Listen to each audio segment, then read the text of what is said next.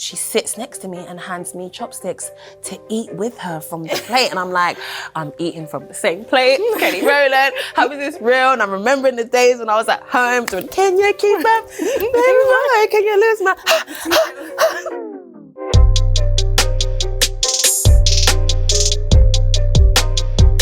Hi, my name's Kyan, and this is Enemies in Conversation with the lovely Ray BLK. Thanks for being here with us. Thanks for having me, Kyan.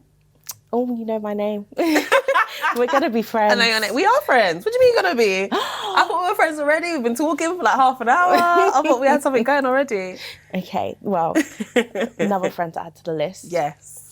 So how have you been throughout quarantine and all that? Quarantine, it's been a journey. It's been up and down. I can't even believe how long I've been inside for, to be honest, when I think about it. So much so that I've even forgotten the beginning of quarantine. But I would say that was one of the hardest bits because I'm a busybody. Like, I like being active. I like traveling and just being busy with work. So being in one place, and I live alone as well, so being in one place by myself was like, it wasn't fun at all. It wasn't fun, and I got really lazy and I didn't know what to do with myself. I felt lost for a bit, but then once I got a little bit of a routine together, it started getting a bit better. Did you ever have somebody as like your social buddy, your social bubble? No, I wish I had a quarantine bae as well. That would have been nice, so that, you know, I could be cuddling up with somebody. But no, I didn't have a social, I mean, I sort of have one. My mum, does that count? Yeah. Does she count? Yeah.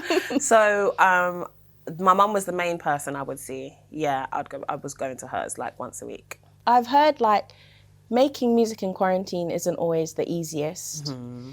Did you make any music in quarantine? I have actually. I have. So through this quarantine, I was finishing my album, my first album. So I did a bit of that. I was still going to the studio here and there, but rarely. And then, because of quarantine, I actually started recording myself at home, which is something I hadn't done before. So I had to figure out how to use the program, and I got myself a mic and a studio set up and did it all myself, which I'm really, really proud of. Yes, thank you. Deserved. Yeah, and also like you were independent before you got signed. Mm-hmm. So you'd never had record yourself before, you was always in the studio. That's a bit unheard of. Most people are like very forthcoming and do everything. So it's nice to hear that you learned a whole new skill. Yeah, I think it's important to know how to be self-sufficient. And I think I've always been the sort of artist that I'm like, okay, well, I write my music and I sing and I'm a performer and I just kind of want to focus on that, and I don't have a deep interest in learning how to produce or whatever. So I kind of didn't even bother touching the program. But now I'm more interested in like learning more, and maybe I can get some of those producer coins sometime soon too. Get that PRS royalties. So speaking of like new music, you released Lovesick. Mm-hmm. How was that, making Lovesick and Now It's All Out? It's like another side of the Ray BLK that we all thought we knew. Mm-hmm. Yeah, I like that people are getting to know more of me, because I feel like my music before maybe showed people one side. But again, like, so I celebrated the anniversary of my first EP, Dirt, yesterday. It's been 4 years. So I think between 4 years, people should expect a growth. Mm-hmm. If you don't see any growth, I don't think that's a good thing. So I would say I've grown a lot, and I've definitely developed a lot with my style of writing and my sound. And I kind of feel like I'm my best me right now. Yeah, you're so in your far. bag. I'm in my bag. I'm deep in my bag. Because especially if you compare Lovesick to your last EP, Empress. Empress was all about uplifting. It was more like a very soulful, conscious type of thing. And then now Lovesick is like the darker, more rebellious side of Ray BLK. It's like, how did that happen? Do you know what? It's still about uplifting people though. For me, Lovesick, like, of course it's dark and it's like fierce and all of that, but it's just about reminding people to, again, like, know their worth and add tax to that. Lovesick is about flexing and being like, I know that I deserve that tax, you know? It's about getting out of a situation where you feel like you're not being respected and you're not being valued. And I always want to remind people to know their value. So I did want to make something that felt a bit darker and a bit more flexy as well. So it's good to flex. Not every day humble, sis. Not every day humble. But it really is just to empower people again. Growing up in South as well, like, everybody knows that South London is like the real nitty gritty period of London. But like, you came out like this beautiful songbird. It's Thanks. like, now you're just like, I'm ready to show the South girl, aren't you? Definitely. I feel like that's just a part of my DNA, being from South London. What's funny actually is I noticed again the other day that there's still so many similarities with Lovesick, like the visual, and my old visuals. So the braids hairstyle that I have in that video is the same hairstyle I had in the My Hood video. And I had a like custom blue bandana print outfit made to represent Blueborough, which is Lewisham for those who don't know. Shout out Blueborough. And then in my Patience video, I wore a bandana top as well. So I was like, oh my God, things haven't changed. Like, I still like the same stuff. And I am just a regular girl from South London, and it's gritty and it's tough and it's real. I just feel like it's made me who I am, and I love where I'm from, and I feel like it keeps me grounded, and there's just such a culture that's from there that's in me. When I first started writing for Enemy, you were like my second review. Is it? Yeah, it was like how many stars did you give me? 4.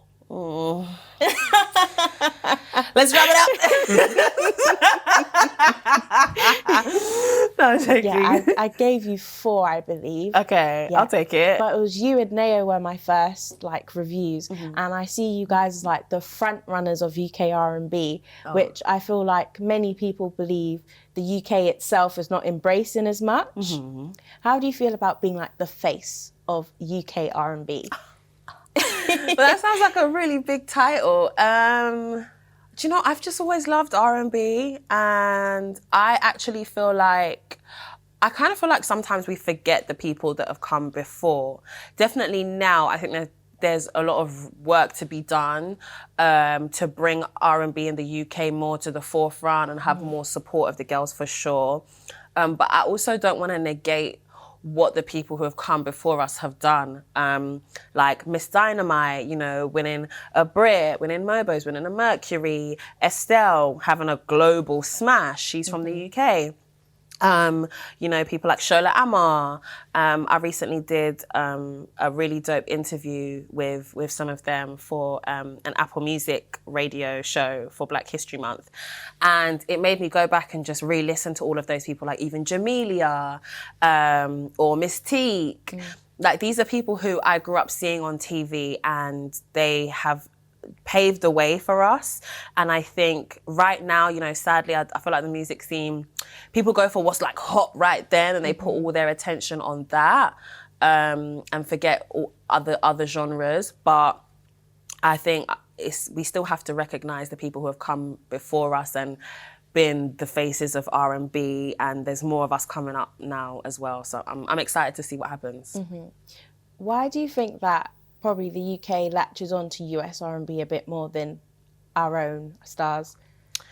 I feel like we're still kind of in a place where, outside of UK rap, I think the UK still looks to America for their talent, because it's bigger there, and they are, I guess, pushing their artists. I mean, yeah, in the US, which is a whole world in itself, but globally as well. I feel like we're just more receptive of that because they seem bigger. And so, I don't know, they're more interesting and flashier, and we're just more willing to listen to them than support our own at like grassroots level, like when they're just starting out. And I think that's something that definitely needs to change. I've seen that change when it comes to UK rap for sure, where before we always were just listening to US rap when I was growing up, and now I feel like most people listen to UK rap first before they listen to American rap. But yeah, I feel like there's definitely a way to go for UK R&B, and this thing of like waiting for other people to come over and make their mark here.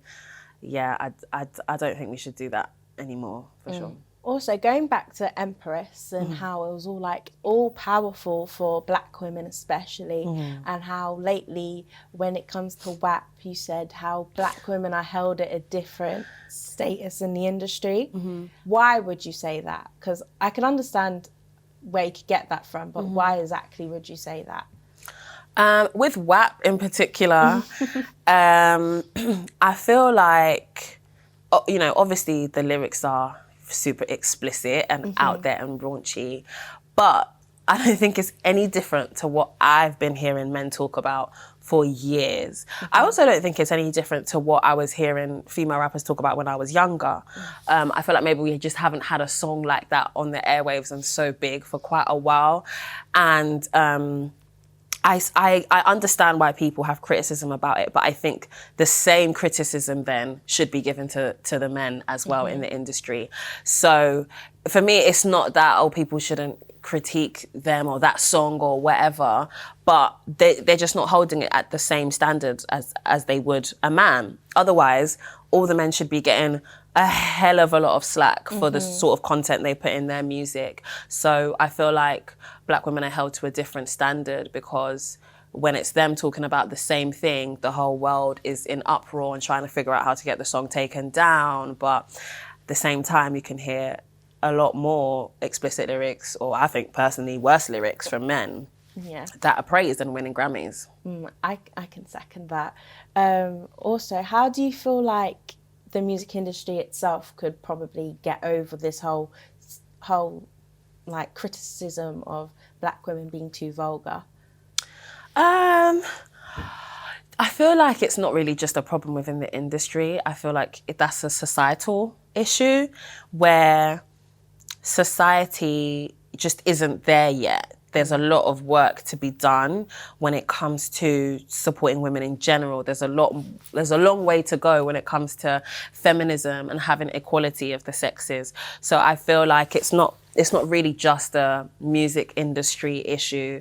It's like a world issue, and it's not until societal expectations, status quos, or just the way people say you should be, changes that will follow suit when it comes to different working industries. Yeah. And I've gotten into many Twitter wars with like self-proclaimed feminists about how Whap isn't pro-feminine or at all. Like, what do you have to say to them? I think those people genuinely need to like re-look at everything they've read and understand feminism again, because part of feminism is not policing other people's feminism. It's not about going to people and saying, this is what being a feminist is, you must be X, Y, Z, because again, that's putting women into the box that we're trying to break out of. So I've never understood people like that who take women down because they feel like they are not adhering to whatever they think feminism should look like or should be. The point is, you should be allowed to be yourself and speak freely in any way.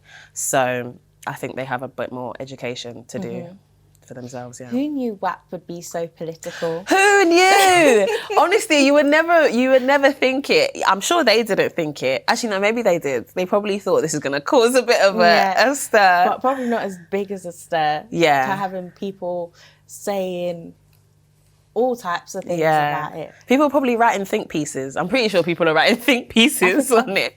I probably wrote You've written a think piece? Yeah.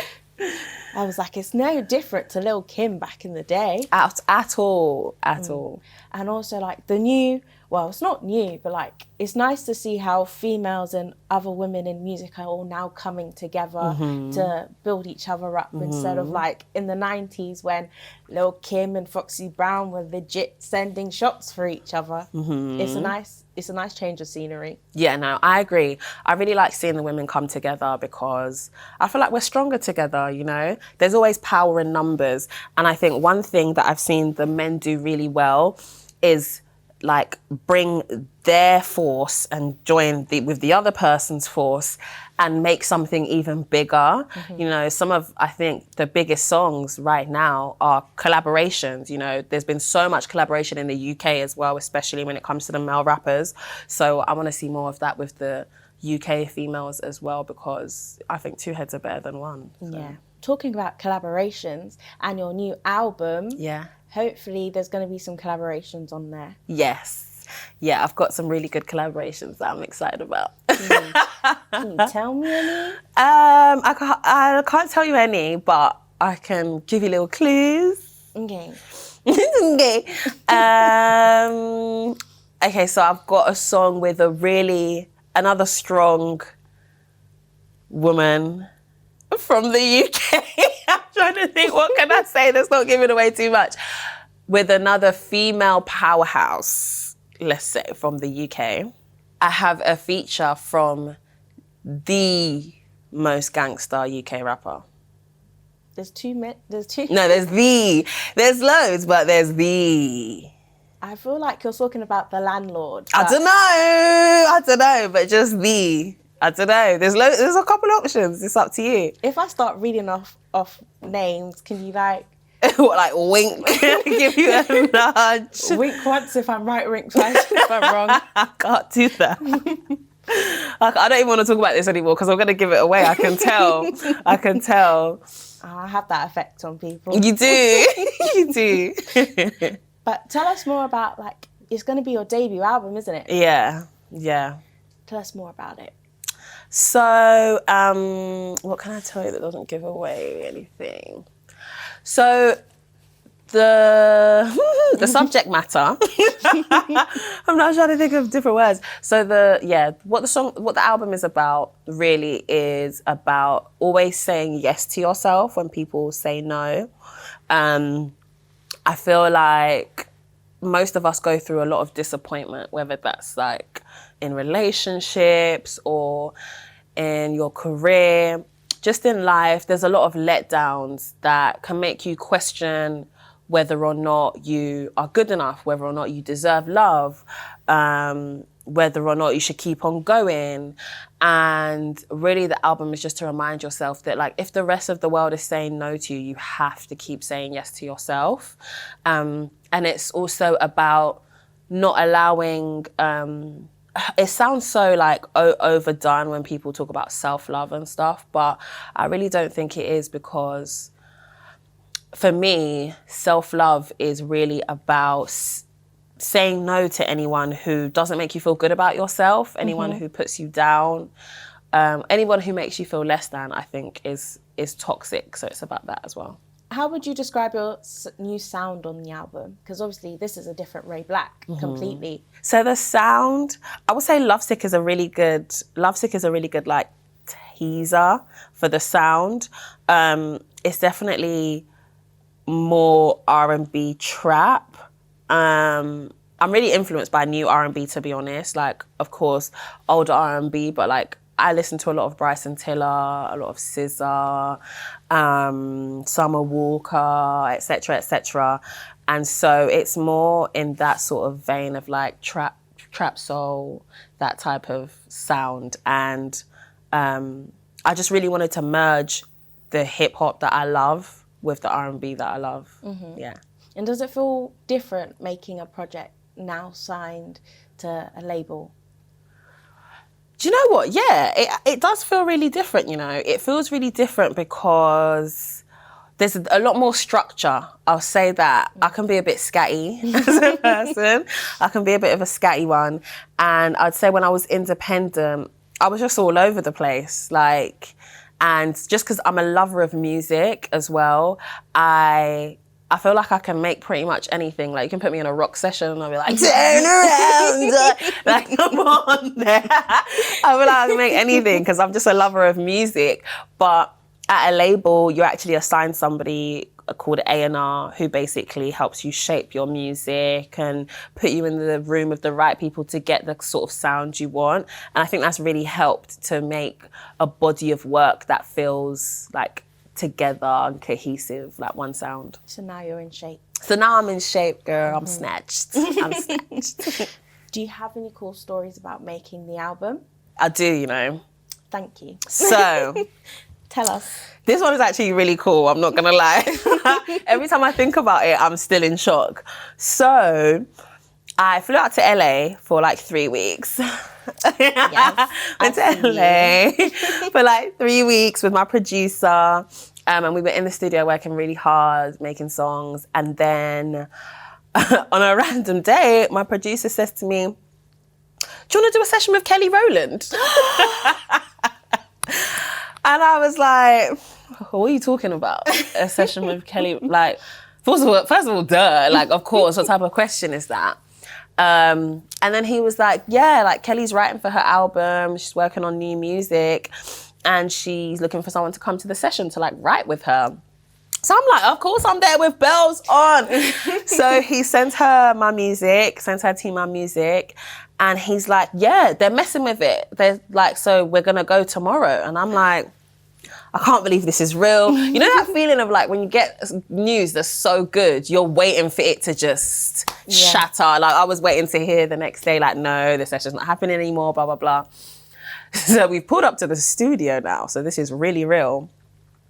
I walk in and Ms. Rowland, how dare I? Ms. Rowland was sitting there just looking like an angel. Her skin, her skin is so smooth. I don't think I've seen skin that smooth before. I was just obsessed with her skin. Her skin was so smooth. I'm not gonna lie, it was angelic. She looked angelic and she was just such an amazing person, like so sweet. So at one point she was like, oh, is anyone hungry? I'm gonna order some food. And the food comes, she gets sushi. And she's like dishing up the food onto a plate and she sits next to me and hands me chopsticks to eat with her from the plate. And I'm like, I'm eating from the same plate, Kelly Rowland, how is this real? And I'm remembering the days when I was at home doing, can you keep up? Baby, can you lose my... With the t-shirt. All of that. And I'm thinking, we're sharing sushi right now. Like, this is absolutely mental. But then I got really emotional, which is a bit embarrassing because I was just having a moment in my head. Like, I'm really in here right now. I'm really doing what I love. I'm with a whole Kelly Rowland. This is a bit much for me. And I started getting a bit nervous about writing. So I picked up my bag and I said, I'm leaving. I said, guys, I'm going. Because I can't do this. I can't do this. I just was trying to like escape quietly. And then her manager came out and was like, girl, I heard you're trying to leave. Like, Kelly loves what you're doing. We can't leave. So I came back and she was like, girl, I heard you were trying to leave me. And she was just so amazing and so sweet and made me feel really comfortable. We wrote a really lovely song together. Yeah, and then everybody was trying to act like really cool, like the engineer and whatever. Nobody wanted to ask for a picture after. There's no way I'm leaving this room without a picture of Kelly Rowland, believe that. So I was like, Kelly, please, can we take a picture? Suddenly everyone's like, yeah, me too, we want to take a picture. But yeah, that's my story. Aww, well, when that royalty check comes in too, rubs hands like Birdman. I'm ready. You're really in your bag this year. 2020 was not for everybody, but it seemed to be for you. I mean, I hope so. In Jesus' name, I claim it. Thank you. Touch wood. I claim it. So what's next for Ray BLK? Oh, what's next? I mean, a debut album. My first album, for sure. Maybe some children. I don't know, who knows? Maybe I'll have some children at some point. But really, I'm just focused on the album. I don't like to do massive projections into like, I don't know, the next 5-10 years. But definitely some fire music videos, some dope collaborations. With the landlord. I got you. You almost had me. Almost. With some really dope artists. And featuring on some other artist projects as well. Is there anything you want to do other than music as well? Yeah. Because you're like a big personality. Yeah. Do you know, I went to drama school. When I was from the ages of like 16 to 18, it was like a weekend drama school. So I would definitely like to go back into acting, and I've been doing auditions and taking up some acting classes again. So I'm like warming up to get back into it. What's the type of show you want to be on? What's the type of show? I really like chewing gum. I mean, Top Boy is like the everything right now as well. But I love British TV. I really love British TV. So yeah, something British definitely to start off with. What type of shows did you grow up watching? Do you know what? A lot of American shows actually. Like, do you know of the station called Trouble? So there was a station called Trouble, and it didn't even last that long, but it basically had like loads of US like black sitcoms, like My Wife and Kids, One on One. I used to watch a show called Sister Sister. I used to watch Raven, The Parkers, That's So Raven. Yeah, that's the kind of stuff I grew up watching. Yeah, I can see you being in one of those. You think so? You see it in my future? Yeah, I would love that. Thanks for being with us today, Ray. Thanks for having me. It was lovely talking to you today, and I hope everything goes well with the new album that's hopefully coming out in Jan. Oh, she gave it a month. You gave it a month, a date. Hopefully coming out in early 2021. Yeah, let's say early 2021. I hope you give it 5 stars this time. I'm watching you. I'm watching you. Just come correct. Okay, cool. I've got you. Spice. I got you.